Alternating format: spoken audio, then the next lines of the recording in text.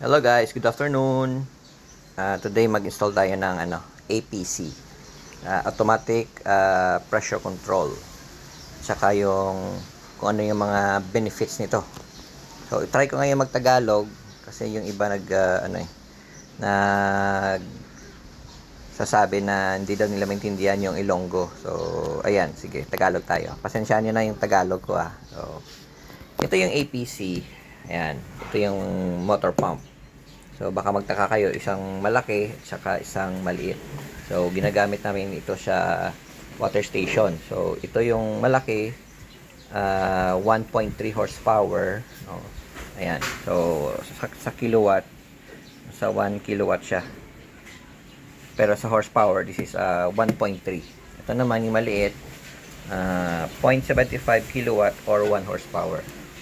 So, naglalagay tayo ng APC for safety protection. So, dual purpose siya. So, ito yung yung mukha ng APC natin. Yung purpose nito, let's say for example, pag walang mahigop na tubig yung motor natin, mga within 5 to 10 seconds, mamamatay siya. Safety device. So, makikita mo yung nakalagay dito, failure. Ayan, failure. Ayan, mamumula din yan. So, pag nag-reset kayo, ayan, pindutin nyo lang reset. Pero to make sure, dapat may tubig yung tangke ninyo bago ito i-reset. Ayan, i-reset nyo lang, under uli yan. Pero pag medyo hindi siya talaga tuloy-tuloy yung andar, try nyo bilid to, yung tornilyo na to. Ayan. Yung dito sa kabila, dito naman siya. Kasi baka may hangin sa loob ng pump natin. Ayan, pagtapos, pag tubig na yung lumalabas dito, pindot niyo yung reset, aandar na yan. So, isang purpose nito is, let's say for example, ito yung outlet niya yung outlet nito. Let's say for example, tapos na kayo gumamit ng gripo, pag i-close nyo yung gripo, automatic, mamamatay din siya. So, automatic off, no? Pag walang gumagamit, at saka automatic off din siya pag naubusan ng tubig. So, ito yung tinatawag nating automatic pressure control for safety device. Mostly ginagamit talaga namin ito sa sa tubigan. Para at least automatic na siya. Pag nagbukas, andar, pag naubusan ng tubig, namamatay siya. So, reset lang. So, sa wiring control, ito na naman siya. Yung isa na, nakabit ko na So, ito yon, kakabit ko pa lang siya.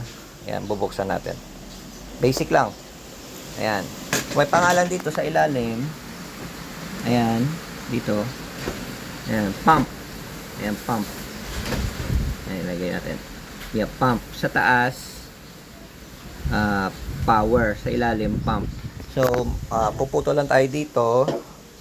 No, hanggang saan banda yung yung cable niya na hanggang diyan lang. So puputol ako dito. Katulad nito, ayan, putol din ako dito. So dito sa ilalim, ayan. Meron nakalagay diyan na letter U, V. Sa ayan, ito. Ito, ayan. U at saka V. Ito at saka ito. Kasi ito ground to So hindi naman nilalagyan natin ng ground dito. So, huwag kayo mag-alala na kahit magkamaliktad yung wire ninyo dito sa sa motor, wala problema yan. Either U and V. Taas naman dito, L1 at saka neutral. Yan, yung source nyo. Yung galing sa breaker. Palabas dito. Yan. Yan lang, basic.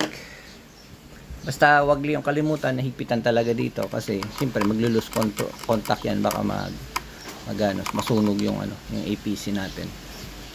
Meron din tayong dito. Pressure. Yan. So, yung pressure niya, mamamatay siya kung ma-attain niya yung maximum pressure ng motor natin. Let's say for example, ito, 1 horsepower, mostly sa 1 horsepower is 60 PSI. So, pag na-attain niya yung 60 PSI na hindi na siya nagbabawas, mag-o-off siya. Dito naman sa 1.3 natin, medyo mas malakas to, mostly 80 to 90 PSI to So, pag natin niya yung pressure na 90 PSI, 80 to 90 PSI na stable na siya, pak, off din siya. So, safety device din to. At saka yung pinakahuli pala, itong maganda sa APC natin, may check valve din siya. So, kumbaga non-return valve. Pag namatay siya dito, hindi babalik yung tubig. Dito pala, sorry. Ayan. Kasi dito sa gitna, meron diyang check valve. So, yung non-return valve, para yung tubig na pa-discharge, pag namatay siya sa highest point ng pressure niya, pag namatay yung APC, hindi babalik yung tubig dito sa motor natin o di kaya sa tangke papunta doon.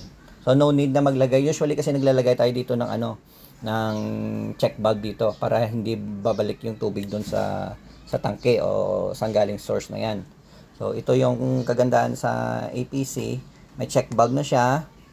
May safety feature pa siya, no? So, magandang klaseng technology ito.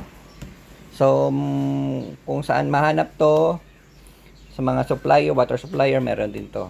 Hindi kaya sa Shopee. Pero pag sa Shopee, ingat lang kayo sa mga supplier na dapat pagkakatiwalaan. Alright, ano pa?